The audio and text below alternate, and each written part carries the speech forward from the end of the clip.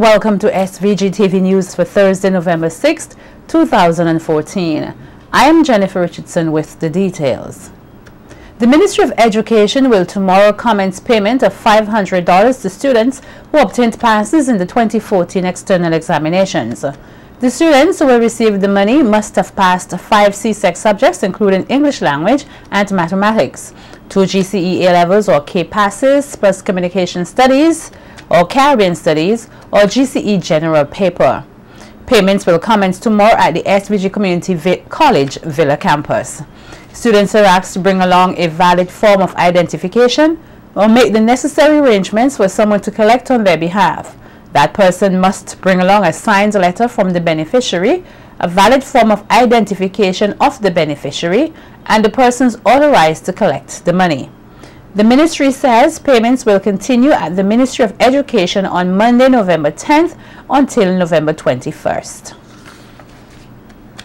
Principal of the Dr. J.P. Eustace Secondary School, Alwyn Joseph, is urging students to equip themselves with the right amount of knowledge pertaining to their careers, which will prepare them to become better employees.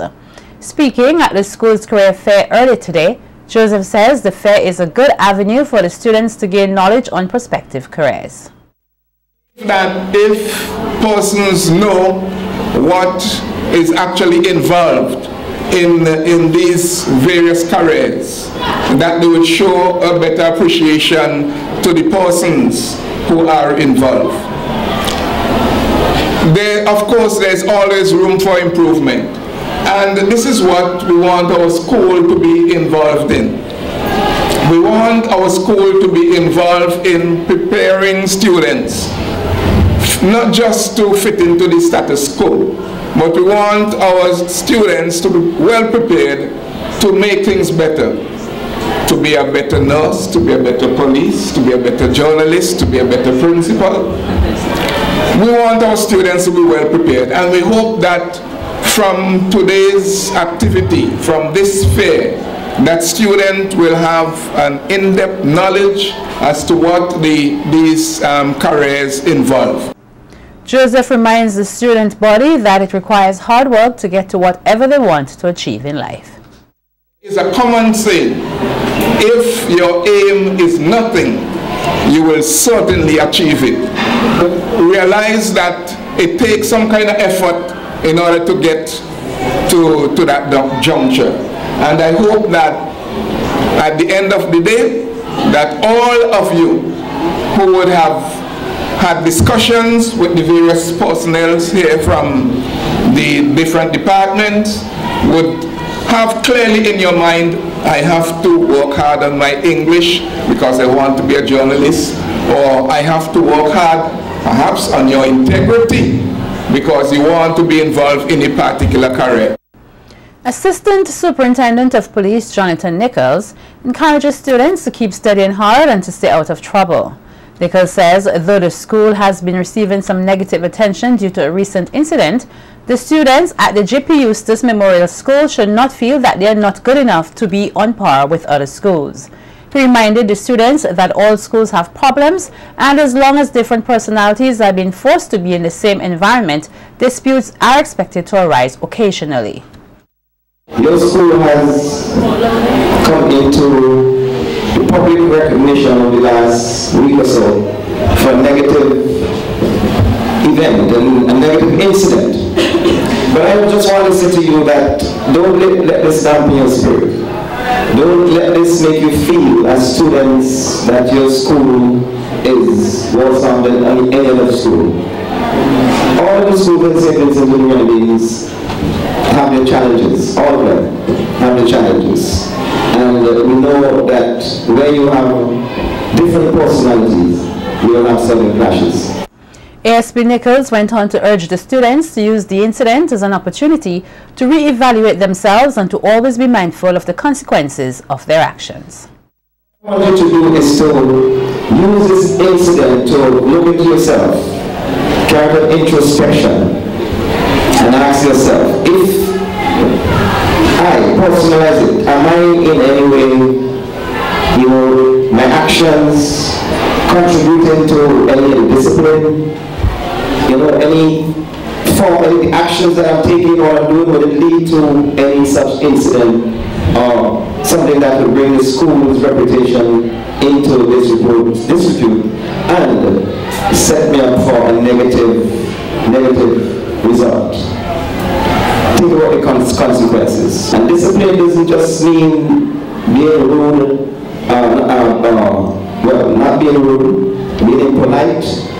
It's general discipline. The discipline from the time you wake on mornings to get yourselves ready to come to school. And do you have the discipline to be up on time, to get yourselves organized, get here on time, to carry out your responsibilities here in the class? Earlier this week, a male student of the school was taken before the court for hitting a female student in the eye, which led to her blindness. The matter will be up for hearing again on January 15, 2015, when the preliminary inquiry is expected to commence.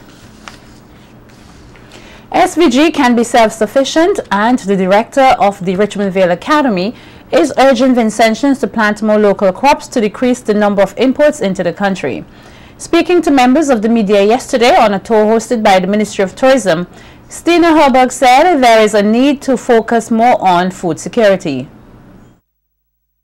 During the Second World War in St. Vincent, we produced everything we were eating. There were no transport between the islands, and we didn't need to import all this food from China, New Zealand, United States, Brazil, and so on. We made our own food. So this is, of course, very possible. We got our great breadfruit. We didn't need to import wheat, breadfruit. We used that to make bread. So we could just get back to this. We have it all right out in our gardens. Yeah. So we focus on organic. Many of the tourists who come here are very concerned, perhaps slightly more concerned than many Vincentians on health and on eating organic. So it's coming. People want to eat pure food. Herberg said one way in which SVG can attract more visitors while lessening its import bill is to promote organic food. I wonder when I go to the supermarket and say, why are we buying apples from the United States or from England? We've got it all here. We produce our own meat and eggs. Nice. Clean. And look at this. We got milk from the local farmer. He go in the morning, milk his cows, and he get it all the way up here on his carbon neutral transportation. That's the donkey coming up there. You see, it's nice. Because one day we were looking in the pantry and we said, oh, where's this milk coming from? And we looked in the back and said, oh, Germany. How can we get milk from St. Vincent? So we walk around, talk to a lot of farmers, and here's Tishan providing us with the greatest milk. Meanwhile, SVG is expected to be awarded later this month for its participation in the 2014 Eno Trilympics 2014 as the smallest country involved in the exercise with the support of all schools. Director of the Richmond Vale Academy, Stina Herberg, says the achievement is a way for the environment, adding that's a win for the environment, adding that the students and teachers who made it happen should be commended for their efforts. She says it shows that Vincentians are ready to face bigger challenges. This is a global school network that has been going on, mobilizing schools around the world for 10 years to plant trees. More than 10,000 schools have participated, more than 157 countries, and they have pledged to plant 100 million trees before 2017. With all these schools so far, 17 million trees have been planted. To boost the campaign this year, the Eno Trilympics launched the Olympic Games in tree planting, the Eno Trilympics. And here it was possible to win in 3 categories. 1, most schools planting. We couldn't really win that because we're not that big of a country. There was another category, most trees planted. Well, couldn't really win that one either, could we? Because we're not that big of a country. But there was another category that said most highest percentage of participating schools could also win. So what we did, everybody registered all the schools. Yeah. Set up the nursery, and went out and planted with all of them. Send in all our reports, everybody went out reporting, all the schools and everything, all the teachers, and we won. Many Vincentians may not know much about the history of St. Vincent and the Grenadines. However, this is about to change. The Ministry of Tourism is this month embarking on an initiative to educate as many persons as possible about some historical sites which form part of the beauty of the multi-island state. On Wednesday, members of the media got the opportunity to be taken on a familiarization tour of Fort Charlotte and the Botanical Gardens. In this report, Kristen John Dean takes a look at the history of these two places. Did you know that a great part of this country's history revolves around the Fort Charlotte? According to tour guide Gloria Williams of the Ministry of Culture, the history of the fort started when the British took over the country. However, prior to that, the French were the dominant authority. The French, they stayed around in the country for a number of years as a caretaker administration. Now this formed a problem for the British administration because the French continued their cordial relations with the Caribs. The Caribs were a bone of contention with the British. Number one, as soon as the British took over in 1763, they announced that all lands belonged to them, and whoever was occupying those lands should vacate the lands. Now this is what created all the confusion between the British and the Caribs, because the Caribs, they had been occupying the land freely, and they were very angered that the British had brought in this new condition. So the Caribs, they had a problem, the British had a problem. How did the British choose to solve the problem? The British chose to build Fort Charlotte. The paintings on the walls at Fort Charlotte, she said, were painted by Vincentian Lindsay Prescott, telling stories of the British, Caribs, extermination, and life after. A slave trader was taking slaves to another country, and there was a shipwreck off Bequia. Before the slaves came to St. Vincent, there was slavery on Bequia. So there was a shipwreck, and these slaves swam all the 9 miles from Bequia to St. Vincent. This is what we call a typical Carib community.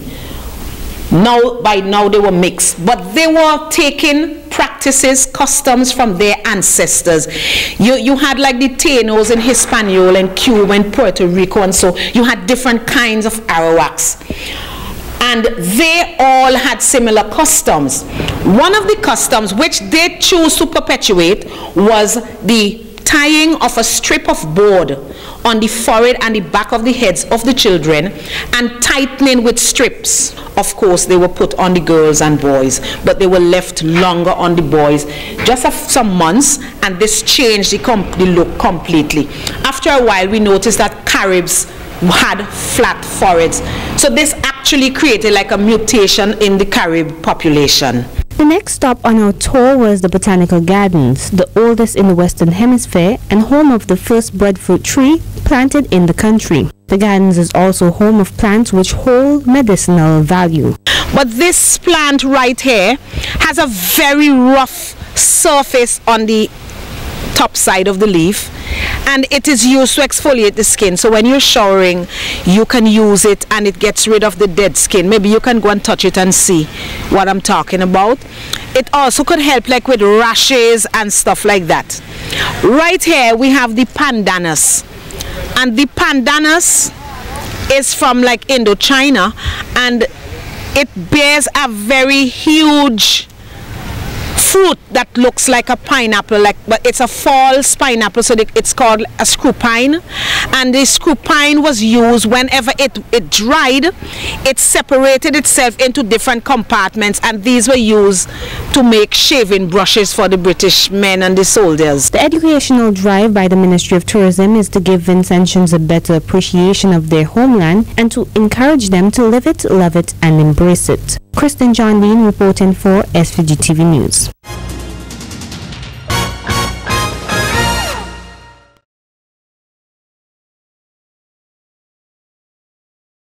The development and way forward for credit unions in St. Vincent and the Grenadines will be looked at today at a national symposium. The event was hosted by the SVG Cooperative League and the Caribbean Confederation of Credit Unions under the theme Local Service, Global Good, Cementing Our Cooperative Future. Delivering the opening remarks, President of the SVG Cooperative League, Kelvin Pompey, says the symposium is timely and relevant as it seeks to provide an assessment of the changes in the financial sector and provide guidance and vision for the way forward.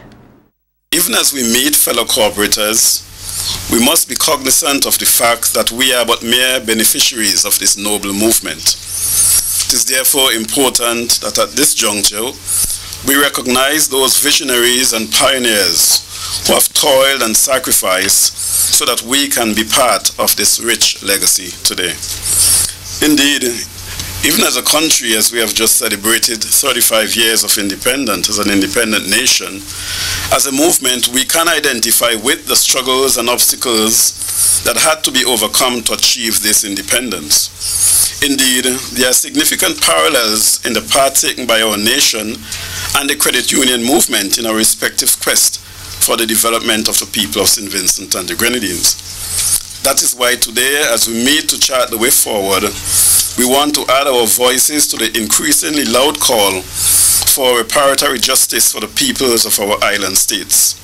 We commend our local and regional leaders on embarking on this noble crusade and wish to pledge the movement's support in educating our members and increasing the levels of public awareness so that we can all be informed, educated, and consequently united on this very important exercise. According to Pompey, the local credit union movement, with its underlying philosophy of people helping people, has achieved much over the years.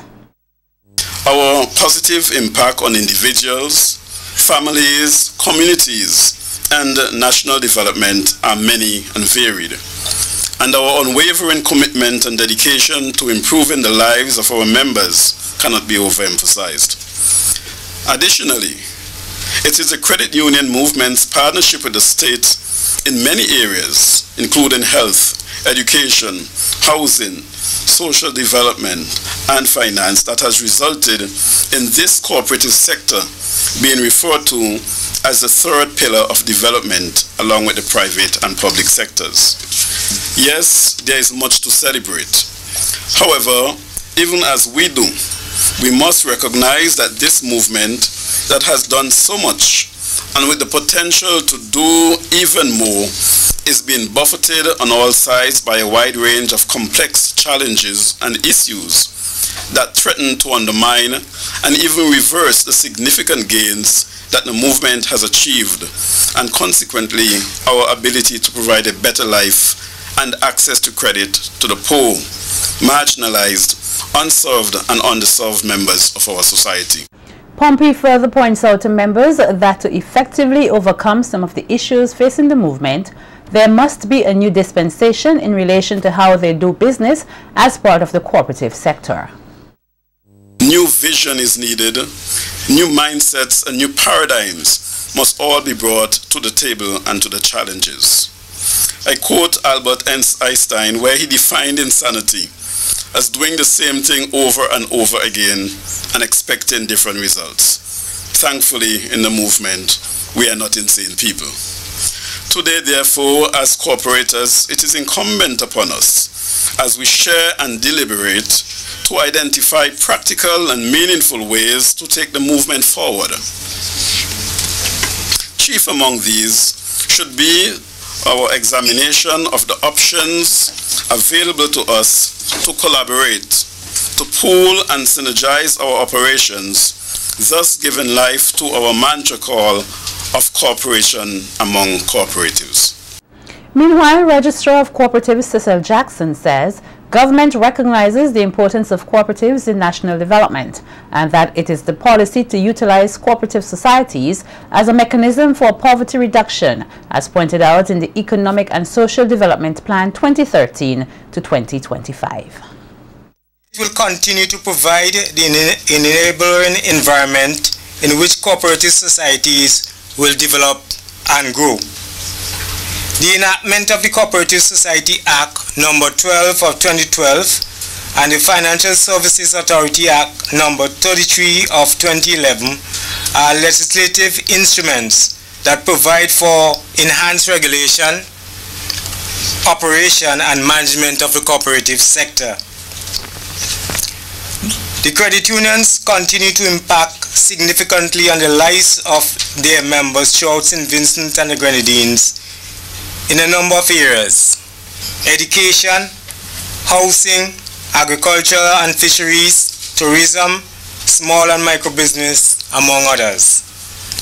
We must continue to build the capital base of our cooperative institutions at the credit union level, within the cooperative societies, and at the level of our secondary cooperative entities, such as the St. Vincent and the Grenadines Cooperative League and Comfy.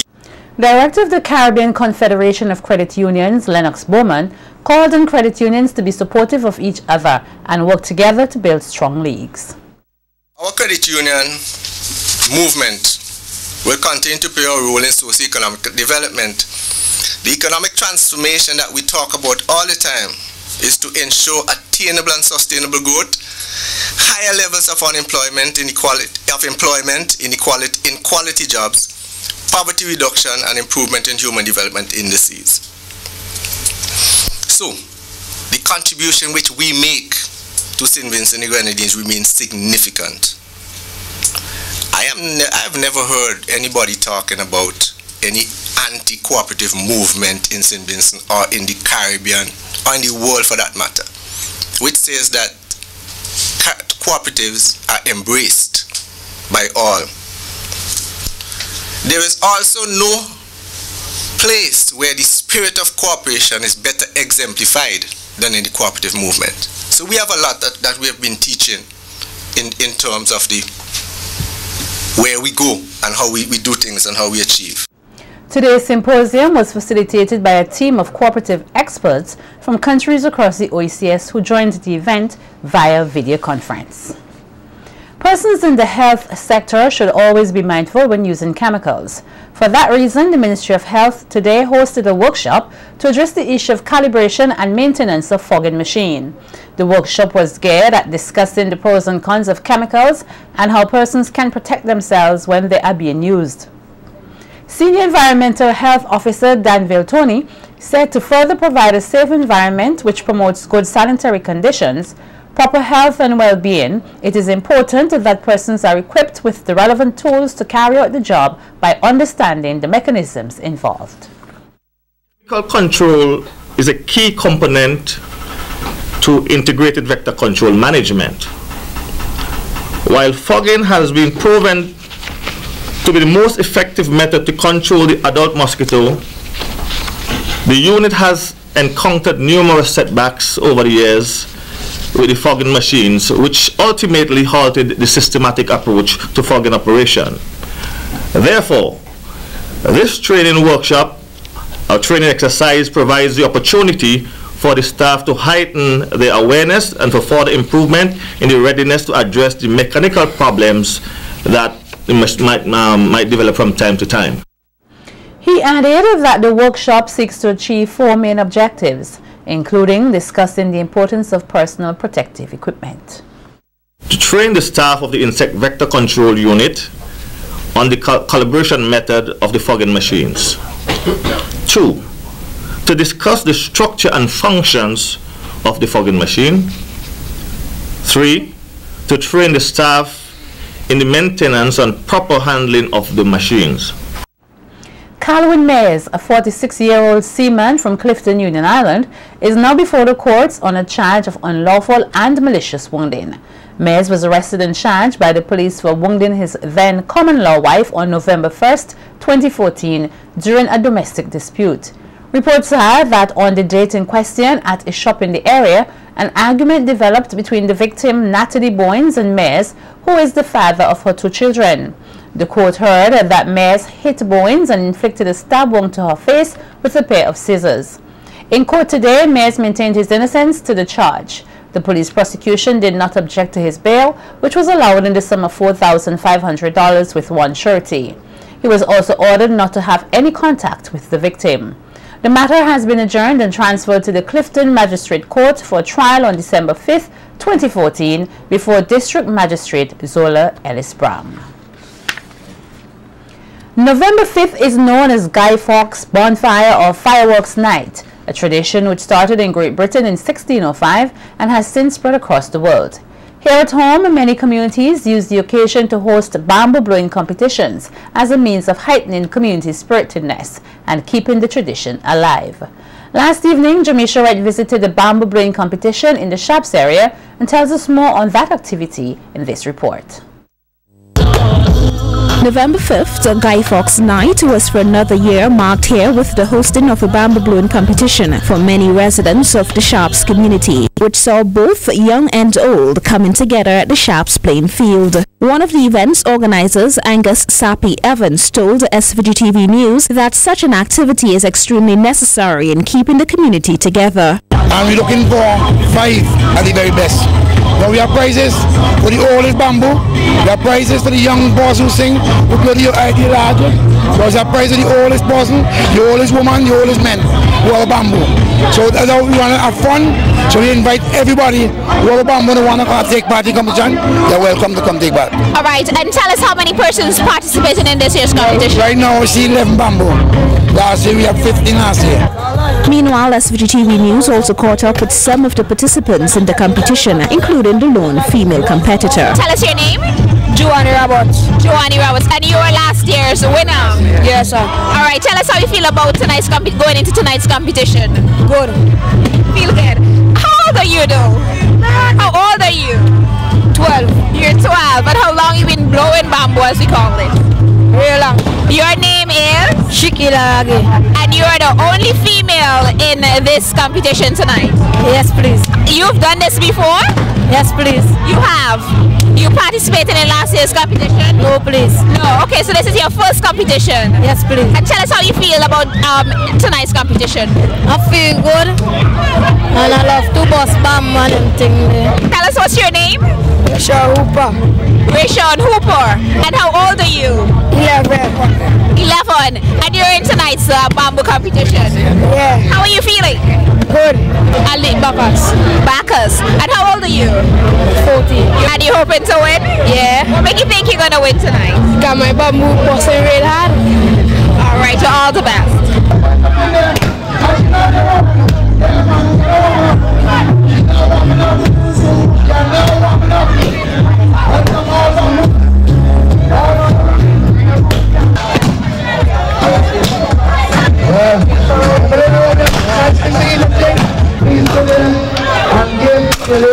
Reporting for SVG-TV News, I am Jamisha Wright.